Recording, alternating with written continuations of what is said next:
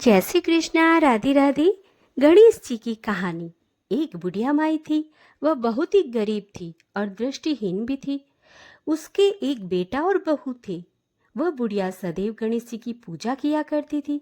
एक दिन गणेश जी प्रकट होकर उस बुढ़िया से बोले, बुढ़िया माँ, तू जो चाहे मांग ले। बुढ़िया बोली कि मुझे तो मांगना नहीं आता, कैसे और क्या मांगू। तब गणेश जी बोले, अपने बेटे और बहू से पूछ लो। तब बुढ़िया माई ने अपने बेटे से कहा, गणेश जी कहते हैं तू कुछ मांग ले, बता मैं क्या मांगू। बेटे ने कहा, माँ तू धन मांग ले। बहू से पूछा तो बहू ने कहा, माँ नाती मांग लो। तब बुढ़िया ने सोचा कि ये तो अपने अपने मतलब की बात कह रहे हैं। तब उस बुढ़िया माई ने पड़ोसन से पूछा तो उसने कहा कि मैया, तू तो थोड़े दिन ही जिएगी, क्यों तू धन मांगे और क्यों नाती मांगे। तू तो अपनी आंखों की रोशनी मांग ले, जिससे तेरी जिंदगी आराम से कट जाएगी। अगले दिन गणेश भगवान आई। इस पर बुढ़िया बोली, यदि आप प्रसन्न हैं तो मुझे 9 करोड़ की माया दे, निरोगी काया दे, अमर सुहाग दे, आंखों की रोशनी दे, नाती दे, पोता दे और सब परिवार को सुख दे और अंत में मोक्ष दे। यह सुनकर तब गणेश जी बोले, बुढ़िया माँ, तुमने तो मुझे ठग लिया। फिर भी तूने जो मांगा है वचन के अनुसार मैं तुझे अवश्य दूंगा। और यह कहकर गणेश जी अंतर्ध्यान हो गए। उधर बुढ़िया माई ने जो भी कुछ मांगा था वो सब कुछ मिल गया। हे गणेश भगवान, जैसे आपने बुढ़िया माई को दिया वैसे सबको देना, और कहानी कहने वाले और सुनने वाले और हुंकारे भरने वालों की भी मनोकामनाएं पूर्ण करना। जय गणेश। जय श्री कृष्णा। राधे राधे। पंच भिक्षु की कहानी। किसी गांव में एक साहूकार और साहूकारनी रहते थे। उनके एक बेटा व बहू थे।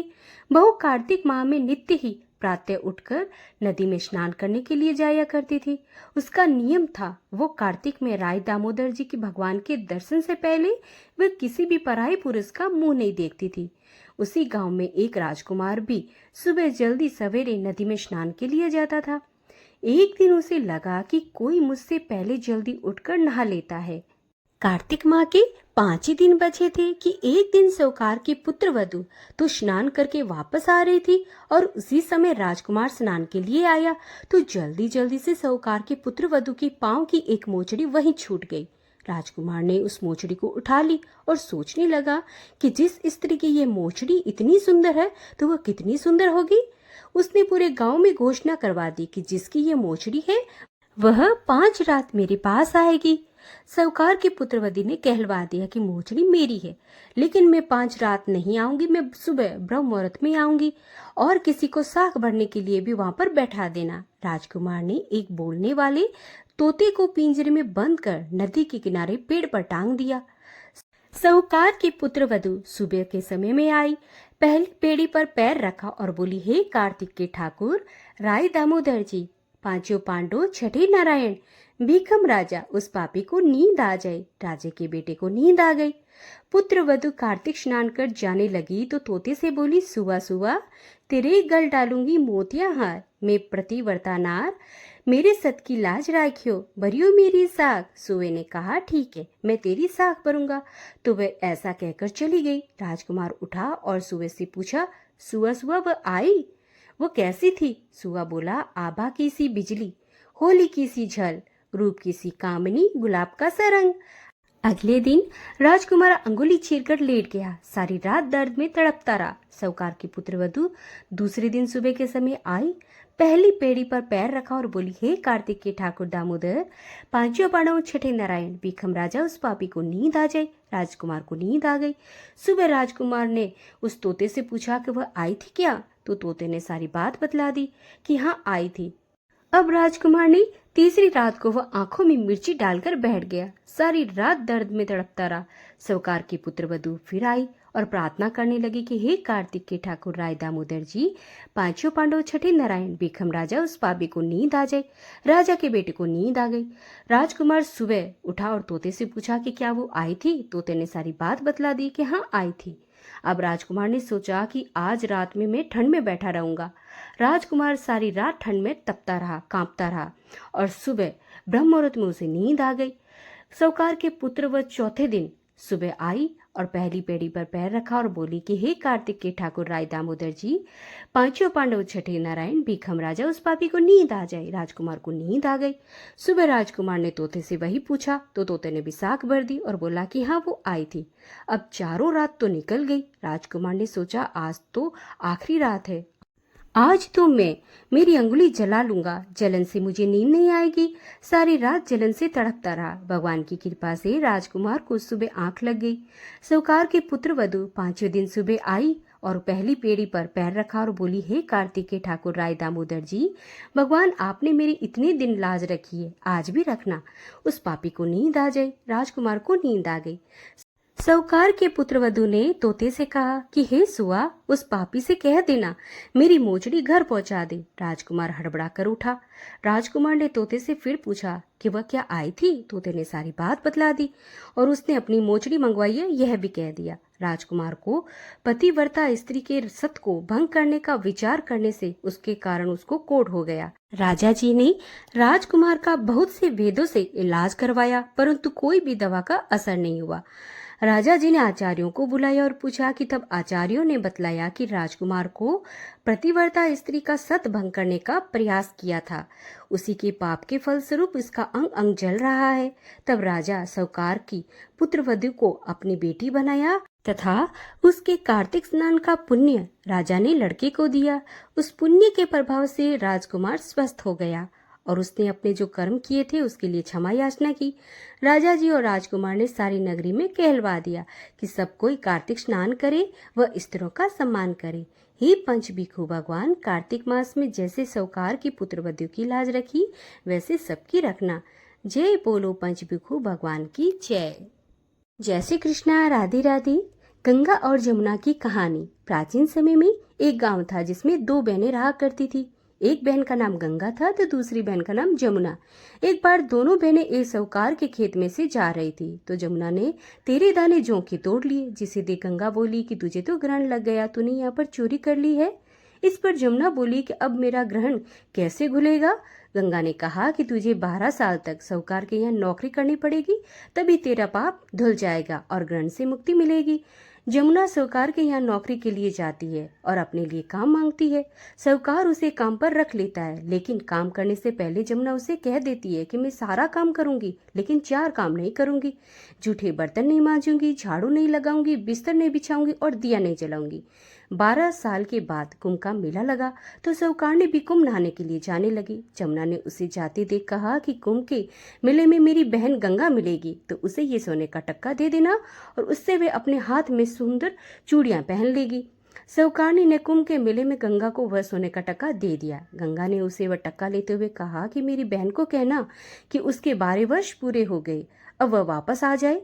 साहूकार और साहूकारनी वापस घर आए। तब जमुना पानी भर रही थी मटके में। दोनों जमुना से बोले कि हमने सोने का टक्का तेरी बहन को गंगा को दे दिया और उसने कहा कि तेरे 12 वर्ष पूरे हो गए, इसलिए तुम वापस आ जाओ। यह समाचार सुनते ही जमुना सहस्त्रधारा में बदल गई और बहने लगी। जमुना जी का यह रूप देखकर साहूकार और साहूकारनी परेशान हो गए कि हमारे घर में जमुना माता ने काम किया, हमें तो अब दोष लग गया, यह दोष हम कैसे उतारेंगे। उधर जमुना जी अपनी बहन के पास बहती हुई आ गई। गंगा ने जमुना से पूछा कि तुम साहूकार और साहूकारनी से कुछ कहकर आई हो या ऐसे ही बिना बताए आ गई। तब जमुना बोली कि मैंने तो कुछ भी नहीं कहा। गंगा ने कहा कि जा उन्हें तुम धीरज दे के आ, नहीं तो उन्हें संतोष नहीं रहेगा, असंतोष जीवन भर रहेगा। गंगा के कहने पर जमुना माता ने साहूकार और साहूकारनी को स्वप्न में दर्शन दिए और कहा कि तुम दोनों उल्टे माथे क्यों पड़े हो, जाओ उठकर खाओ पियो। तब दोनों बोले कि हम कैसे उठे, हमें तो अब दोष लग गया है क्योंकि हमने उल्टे सीधे किया तो पता नहीं न जाने कितने नीच कार्य आपसे करवाए हैं। तब जमुना जी बोली कि नहीं, तुम्हें कुछ दोष नहीं लगा और नहीं कोई ग्रहण लगा। मुझे ग्रहण लगा था, दोष लगा था, मैंने ही तुम्हारे खेत में से तेरे दाने जौ के चुरा लिए थे। मैं तो अपना ग्रहण उतारने के लिए तुम्हारे घर पर आई थी। मेरा ग्रहण तुम्हारे घर पर 12 वर्ष रहने से उतर गया और मेरी भी मुक्ति हो गई। जमुना जी ने कहा कि तुम्हें कोई दोष और ग्रहण नहीं लगा है, उल्टे मेरे यहाँ पर 12 वर्ष रहने से तुम्हारी भी मुक्ति हो गई। यह कर जमुना माता स्वप्न से चली गई। दोनों उठकर देखते हैं कि घर में पहले से भी अधिक धन हो गया। हे जमुना माता, जैसे आपने साहूकार और साहूकारनी की मुक्ति कराई वैसे ही हम सभी भक्तों की मुक्ति करवाना। तो यहाँ पर गंगा और जमुना माता की कहानी का समापन होता है। बोली माँ गंगा और जमुना माता की जय। हरे कृष्णा। कार्तिक नहाने की कहानी। सास और बहू की। सास और बहू थी। कार्तिक मास आया तो सास बोली, मैं तो कार्तिक स्नान के लिए तीर्थ जाना चाहती हूँ। तो बहू बोली कि सासू जी मैं भी साथ में चलूंगी। सास ने कहा कि बहू तेरी उम्र तो बहुत बड़ी है, तू बाद में ही स्नान कर लेना, अभी मुझे जाने दे, क्योंकि हम में से एक को तो घर पर रुकना ही पड़ेगा, वरना कामकाज कौन संभालेगा। उन्होंने कहा सासू जी आप नहाकर हो आइए। फिर सासू जी चली गई। बहू का भी बहुत ही मन था कार्तिक स्नान करने का, तो वो कुम्हार के पास गई और वहां से मिट्टी के घड़े लेके आ गई। वह रात्रि के समय उनको भर लेती और सुबह ब्रह्म मुहूर्त में उनमें से स्नान करती। स्नान करते हुए वह कहती कि मन चंगा तो कटौती में गंगा। ऐसे करते करते वे स्नान करती जाती। बहुत ही भक्ति भाव वाली थी। उधर सास नहा रही थी हरिद्वार में गंगा मैया के अंदर, तो उनकी नथ जो पहनी हुई थी वो बहती हुई नदी में चली गई। इधर सुबह बहू नहा रही थी तो वो नथ बहती हुई इधर कठौती में आ गई। तो बहू नहाते हुए उस नथ को पहचान लिया और बोली ये तो सासू माँ की नथ है, चलो ठीक है मैं इसको रख लेती हूँ। वो उसको संभाल कर रख देती है। उधर कार्तिक का महीना पूरा होने पर सासू घर आती है। आने के बाद में बहुत उदास दिखती है, तो बहू बोलती है कि सासू जी क्या हुआ, आप इतनी उदास क्यों हो। तो सास ने सारी बात बताई कि बहू मैं जब नहा रही थी तो मैंने बहती हुई नदी के अंदर मेरी नथ को जाते हुए देखा। मैंने उसको बहुत ढूंढा मगर नहीं मिली। तो बहू ने कहा सासू जी आप चिंता मत करो, नथ मेरे पास है, जब मैं नहा रही थी तो मेरे पास ये बहती हुई आ गई। तो सास ने कहा कि तेरे पास कैसे आई और कैसे नहाई तू। तो बहू ने सब कुछ वृतांत अपना सुनाया। सास को विश्वास न हुआ। उसने कहा बहू तू कहाँ पर नहाई, मुझे जगह दिखा।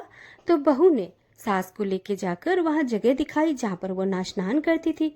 तो बहू ने बताया कि मैं सुबह रोज रात्रि के समय घड़ा भर देती थी और सुबह जल्दी उठकर उससे नहा लेती और घड़ा उल्टा रख देती। तब सासू बोली बहू तू तो बहुत ही भाग्यवान है, जो साक्षात गंगा जी तेरे पास आई है। तूने श्रद्धा व विश्वास से कार्तिक का स्नान किया तो भगवान ने तुझे वो फल दिया है। फिर दोनों ही सास बहू ने बड़ी धूमधाम से ब्राह्मण को जिमाकर दक्षिणा देकर उनको विदा किया। भगवान जैसे कार्तिक के स्नान का फल सास बहू को दिया वैसे सबको देना। तो भक्तों यहाँ पर कार्तिक स्नान की कहानी का समापन होता है। हरे कृष्णा। हरे कृष्णा। कार्तिक मास में सुने जाने वाली राय दामोदर की कहानी। दो माँ बेटी थी। बेटी का नाम था राई।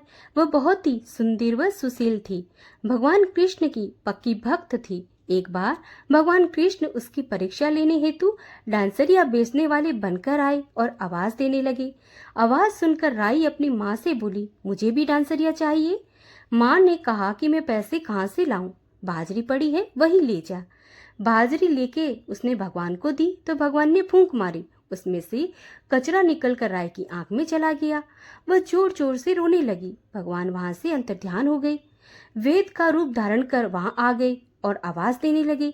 राय की माँ बाहर आई और बोली वैद्य जी मेरी बेटी की आंख में कचरा चला गया है, उसे निकाल दो। तो भगवान बोले अगर मैं कचरा निकालूं तो उसका विवाह मेरे साथ करना पड़ेगा। राय की माँ तैयार हो गई, सगाई कर दी गई। कार्तिक शुक्ल एकादशी का दिन विवाह निश्चित किया गया। माँ सोचने लगी बेटी को क्या दूंगी। सोने की दुकान पर जाकर बोली कि राय के लिए लौंग और बिछिया गढ़ दे। सोनार बोला मुझे समय नहीं है, मैं तो कृष्ण भगवान के गहने गढ़ रहा हूँ। हलवाई व बनिए के वहां गई तो उसने भी यही जवाब दिया। माँ तो घर आ गई, अब क्या करे। तो वह आई झोंपड़ी महल में बदल गई। आनंद हो गया। ठाठ से विवाह की तैयारी होने लगी। भगवान बारात लेकर आए। माँ ने खूब ठाठ से राय का विवाह भगवान श्री कृष्ण के साथ कर दिया। भगवान राय को लेकर द्वारका गए तो राय के महल में ही रहने लगे। दूसरी रानियां चिढ़ने लगी। सावन में राय पिहर गई। भगवान ने सोचा राय के 30 भेजूं। 7 जरी के बेस व 5 सोने के गट्टे रखे। 2 हंसों को बुलाया और बोले कि सीधे राय के पीहर चले जाना, कहीं पर भी रुकना मत। राधा रुक्मण को पता चला तो उन्होंने हंसों को अपने महल में बुला लिया और कहा थोड़े मोती चुग लो। हंस आ गए, मोती चुगने लगे। राधा रुक्मण ने सारा सामान निकालकर उसमें फटे पुराने कपड़े 5 कांटे बांध दिए। पोटली हंसों को दे दी। हंस सामान लेकर राय के पास गए। राय की तो खुशी का ठिकाना नहीं था, वह नाचने लगी। जैसे ही पोटली खोली, 5 उंगलियों में 5 कांटे चुभ गए। राय दुखी हुई। सावन खत्म हुआ तो भगवान उसको लेने आ गए। राय भगवान से बोली नहीं, भगवान आए तो राय दूर दूर हो जाए। भगवान ने सोचा कोई बात नहीं। राय फिर भी नहीं बोले। इतने पर भी राय भगवान को अपने महल में ही जिमाती थी। भोजन में दही जरूर देती। एक दिन भगवान बिल्लो गाना के दही खा गए। अब राय दही कहाँ से लाई? भगवान गुजरी बनकर दही बेचने आ गई। राय नीचे जाकर बोली, थोड़ा दही दे दो। गुजरी रूपी भगवान बोले कि तुम उदास क्यों हो? हमने सुना आप भगवान से उदास हैं, नाराज हैं। राय बोली, तुझे क्या मतलब, तू जा। तो गुजरी रूपी भगवान बोले, हम सहेली जैसी हैं, तो मन की बात कहो। मैं किसी को नहीं कहूंगी। राय ने सारी बात कही। सुनते ही भगवान को अचंभा हुआ। वह असली रूप में आ गए और बोले, ये कैसे हुआ? मैंने तो जरी के बेस व सोने के पैचेडे भेजे थे। भगवान ने हंसों को बुलाकर पूछा, कहीं तुम रुके थे या नहीं? हंस बोले, राधा रुक्मन के महल में रुके और वहीं से कहीं नहीं रुके और सीधे जा राय के घर चले गए। भगवान ने राधा रुक्मन को बुलाया और पूछा, आपने ऐसा क्यों किया? वह बोली, आप हमारे महल नहीं पधारे, इसलिए हमने ऐसा किया। भगवान बोले कि आप हमको प्रेम से बुलाते हो तो हम जरूर आते हैं। फिर भी भगवान बोले कि कार्तिक का महीना राय को दूंगा, 5 दिन पंचित्या राधा रुक्मन को व 11 दिन सत्यभामा को दूंगा। भगवान ने सबका मान दिया है। भगवान राधा रुक्मन राय को मान दिया, वैसे सबको देना। कहानी कहने वाले और सुनने वाले दोनों का मान रखना। तो बोलिए दामोदर भगवान की जय हो। हरे कृष्णा, राधे राधे।